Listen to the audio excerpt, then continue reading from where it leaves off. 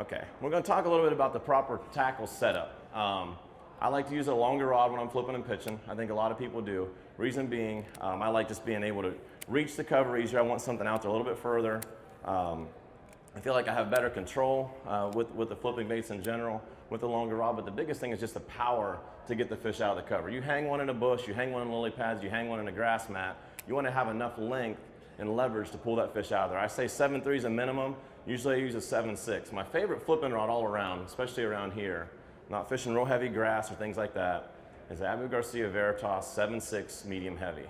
And I probably have noted soft tip is a must.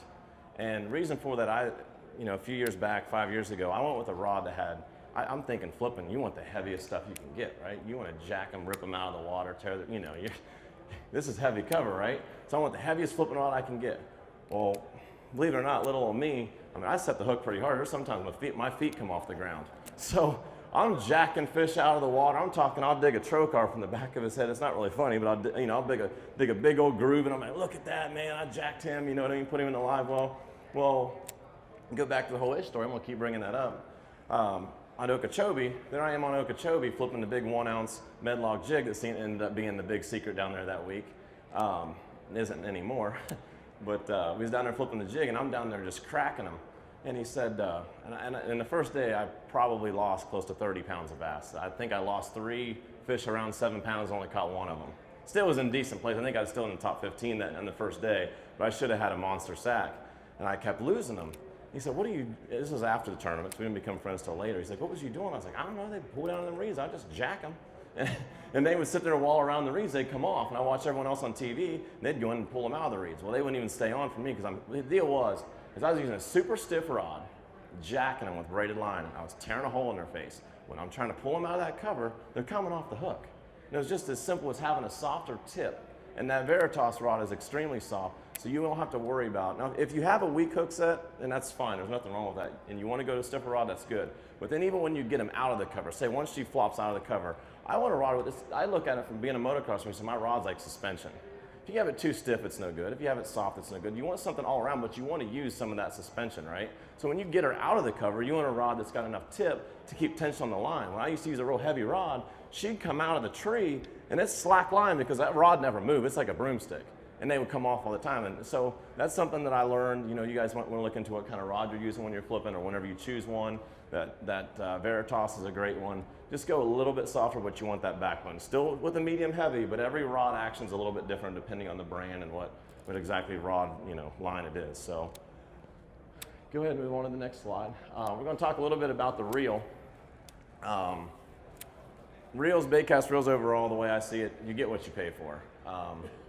You end up buying a cheaper baitcast reel, you're going to run into a lot of backlashes. The spool isn't as free, and when I'm flipping, I want something, I have all the brakes off my reel. There is no tension on this thing at all. I mean, it just flies right out of there. A lot of times people pick up my rods, they'll pick them up with no backlash immediately because the brakes are all off. Well, the higher end reels that you buy makes it less, it's a lot easier to not backlash, right? So I'd recommend spending at least, from the $100, $120 range up on a reel.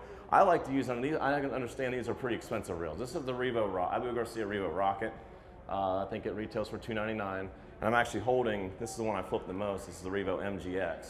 It's for $349. You don't have to go that crazy, but the key, what I'm saying is I want something that's got a free spool, it's not gonna backlash all the time, and I want a high-speed gear ratio.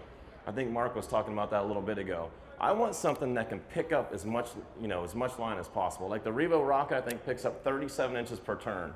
A standard 6.4 to 1 is like 27 inches. That's every time I turn the handle, that's another 10 inches of line. I mean, I've fished with the Rocket enough that when I'm fishing or I'm flipping bushes or trees or grass or whatever, and I'm reeling it in, I'll have to catch myself like slowing down because the thing's like so fast, and it's like after a while, I feel like, man, you're being lazy, you gotta crank it up. I start reeling that thing in, and my bait's hitting the rod tip, and you're out of control of the thing so fast. But what I'm getting at with the high-speed gear ratio, like I said earlier, I'm trying to make as many presentations in a day as I can.